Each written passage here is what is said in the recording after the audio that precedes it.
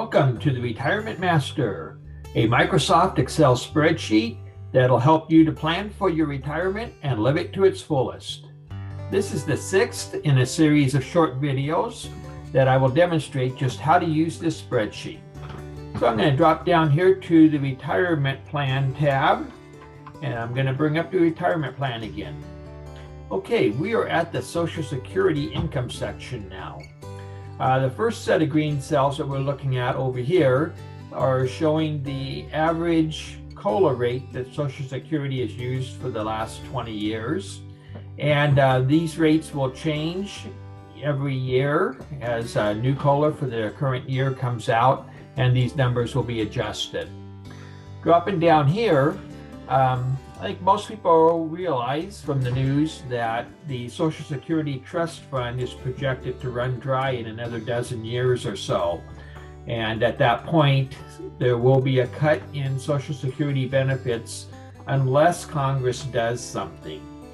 And what I'm going to do is I'm going to plug in the current projections, which is a 24% cut in 2034.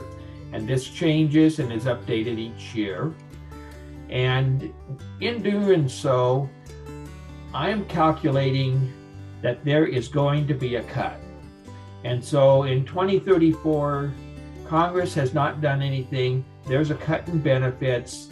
I've already calculated and accounted for it. My lifestyle does not change one bit. The fact that there's a cut in benefits is a non-issue to me.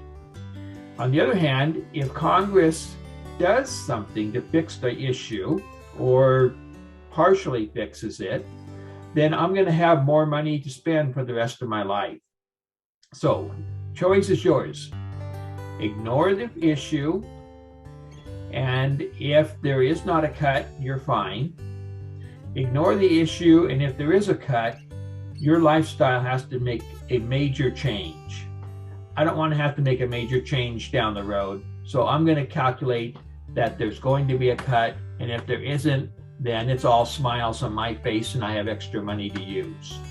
Okay, moving over here to the Social Security income section on the right, will you receive Social Security benefits in 2022? If the answer is yes, then you're going to plug in how much you're going to get or how much you are getting, and how many months you're going to get those benefits this year.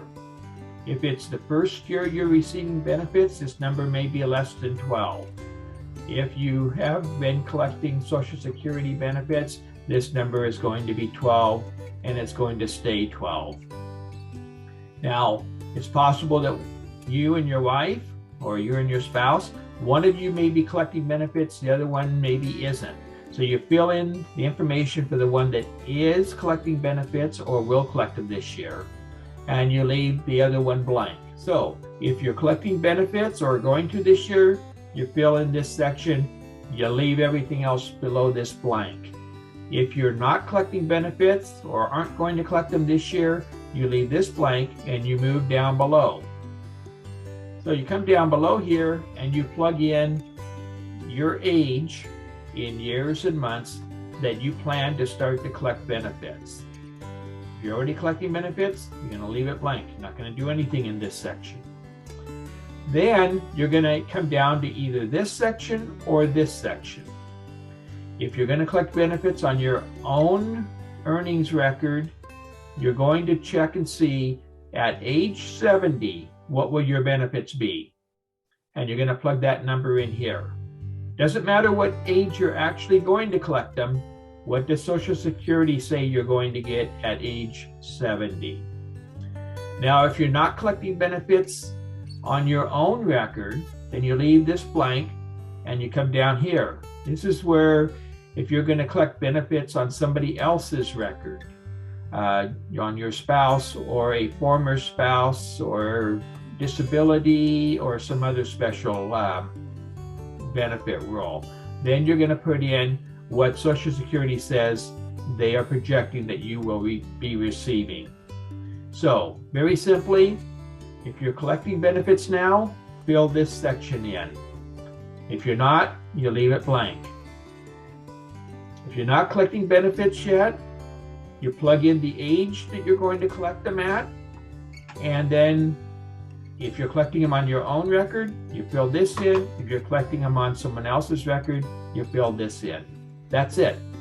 Pure and simple, easy to do.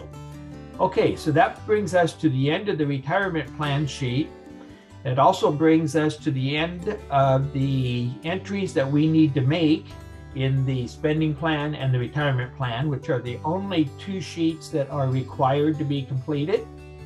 And now the spreadsheet can go in and fully come alive and show us what all the calculations are and let us know how we're doing on planning for retirement, whether we're in good shape or whether we need to rethink things a little bit.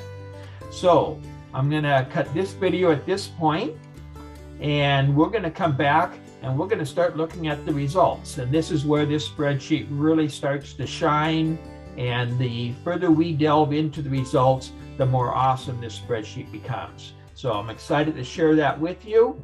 And until we meet again, happy retirement planning.